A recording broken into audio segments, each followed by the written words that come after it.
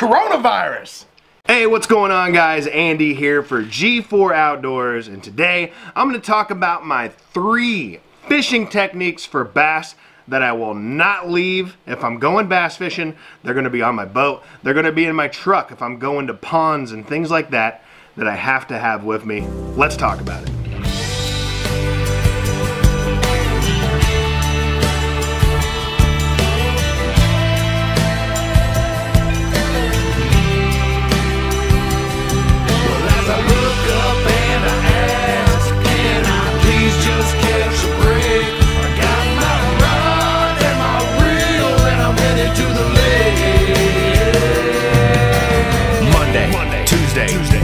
Wednesday, Thursday. I just dream of fishing while I'm going through my workday. I listen to my boss, though he's driving me berserk. Damn it, I can't take much more because my brain is really hurting. And now the bank is always calling and I don't know what to do. And I haven't bought a crankbait since like 1992. But the bass are out there schooling and they're ready to attack. And I got all my favorite lures and they're loaded in my pack. All that stress that's in my body's always driving me insane when I'm So yeah, when it comes to me and when it comes to fishing, especially bass fishing, I feel everyone has their own tips and techniques that work best for them. And the reason I say that is because they have a lot of faith and a lot of trust in the lures they're throwing. So these top 3 for me are ones I know produce a lot of fish for me when I fish them, and I have a lot of trust and faith in these lures when I go. So let's talk about my 3 that I'm always going to take with me. And again, the focus is really just on the lure, not necessarily the setup, but I will go through this. This is just a stock combo for the Lew's speed spool. This is a medium heavy rod. I like a little bit heavier of a rod when crankbait fishing. Personally, that's just me. And it's got the Lew's green. I love the green colors, obviously.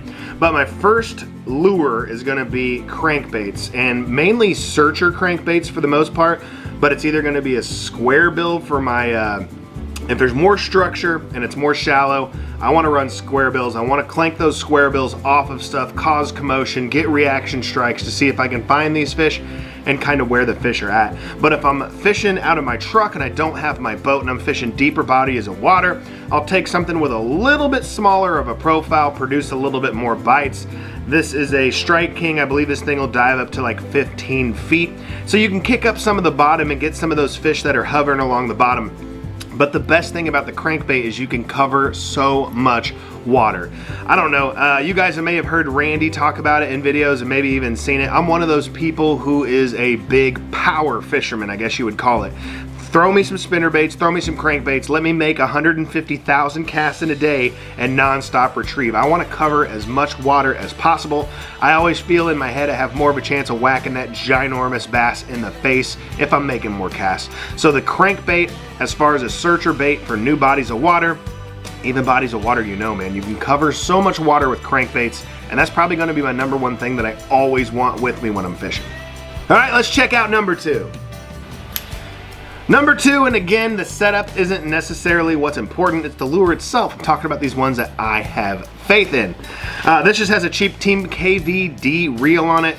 Like I said, I used to spend so much money on reels. Nowadays, I don't care anymore. I got this all-star rod. It was on clearance, man. It's a really good rod. I haven't had a single problem with this rod. I like it a lot. It is a 6.6 and it's medium fast. I love the fast action to this. And yeah, the #1 thing I want to talk about on this is obviously the spinnerbait and those white and chartreuse colors. Those earlier spring pre-spawn spawn. When those shad start spawning, that's kind of what these spinnerbaits are here to represent. You know, you got those blades moving, you put off the shine, and it has about that body size. But a spinnerbait with a trailer hook for sure. And another reason I love spinnerbaits is because I feel I can fish this a billion ways. And again, it goes back into what you are comfortable with. With a spinnerbait, I feel I can do a lot of things. With a spinnerbait, I can fish it like a crankbait. I can cast it out there in 15 foot of water, let it sink, slowly roll it along the bottom, try to get those bites. I can also fish it different ways like what I would with a lipless crankbait. So I can yo-yo it, get it on the bottom, pop it up, let it come down, pop it up, let it come down, pop it up, let it come down. Fish it in those slower patterns. You can fish it slow, fast, whatever. So if you're fishing heavy cover, I don't have a jig tied on, I can still pitch a spinnerbait the same way I would a jig, and I've got tons of bites just pitching a spinnerbait. And the other thing that's great about the spinnerbait compared to the crankbait. So if I have a crankbait tied on, that's that 12 to 15 foot column, depending on what line size I'm using, I'm kind of stuck fishing in that range. That spinnerbait, through 20 foot of water, I can cover 1 foot all the way to 20 foot, depending on your retrieval rate and line size. So to me, the spinnerbait is a super versatile bait. If there was one bait I could take if I'm pond hopping and stuff like that, the spinnerbait's probably gonna be it, just because I can do so much with this one bait. And again, it's something I have a lot of confidence in. Let's go on to the next one. And this one right here does kind of go in the category of the setup as well. I love having at least one spinning setup with me whenever I go fishing. Reason being, finesse and slowing it down. A lot of that stuff's harder to slow down. Right now I have this rigged with a wacky rig right here, as you can see, with a, what is this? This is probably a Strike King 3X Finesse Ocho. That really doesn't matter as much. It's gonna be either a like 7-inch stick soft plastic or like your 5-inch Senkos. Senkos go a long way, man. They're a tried and true bait. But I'm either gonna have something set up wacky rig, I'm either gonna have something set up shaky head, or something set up Texas rig. And that's pretty much what I fish for soft plastics. This is a, I think it's a Daiwa Laguna, just a cheap rod, no big deal. It's got a quantum fire on it.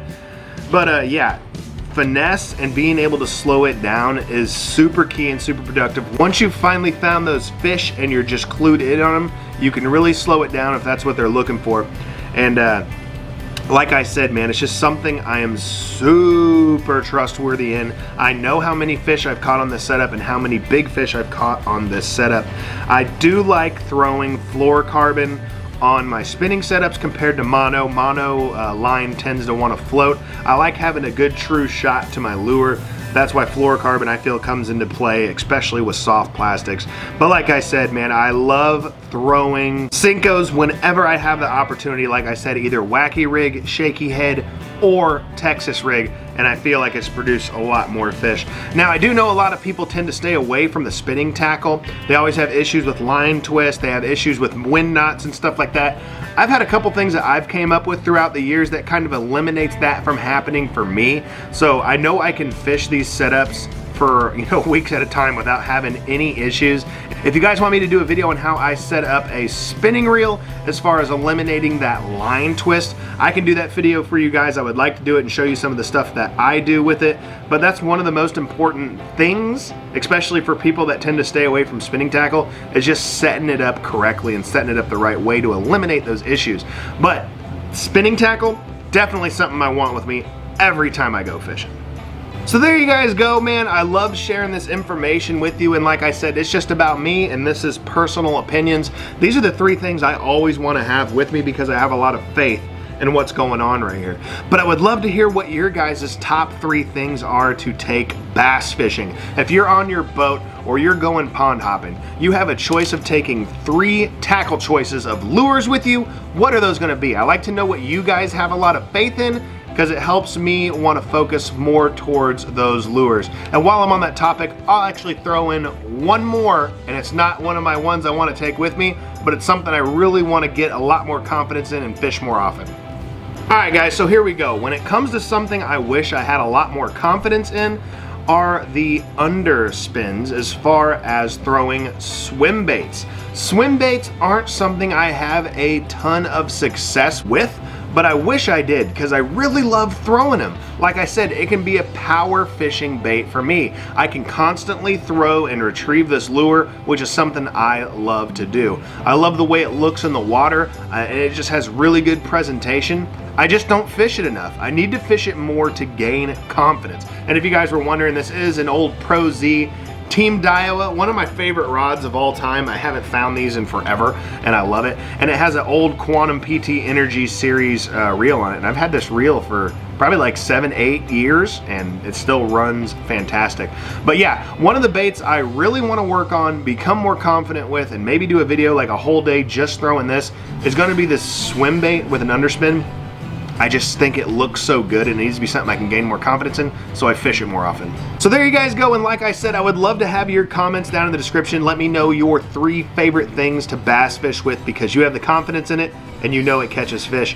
And until next time, guys, that's about it for me, man. We're home quarantine. I can't go fishing. So what I'm gonna do is the next best thing, and that's talk fishing. And if you guys haven't had a chance, make sure you hop on Facebook.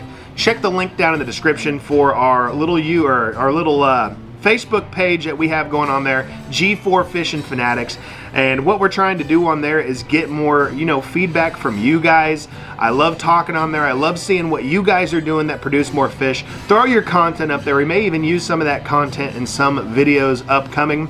It's just an easier way for us to communicate with you guys that watch our videos and kind of like what we're doing, because we definitely want a better direct line of communication to you guys. So definitely check out that Facebook. But until next time, that's my 3 things I'm taking with me and I'm catching the giants with. So let me know what your guys's are, and we'll check some of those out too. We'll see you guys in the next one. Like, comment, subscribe. I'm out. Peace.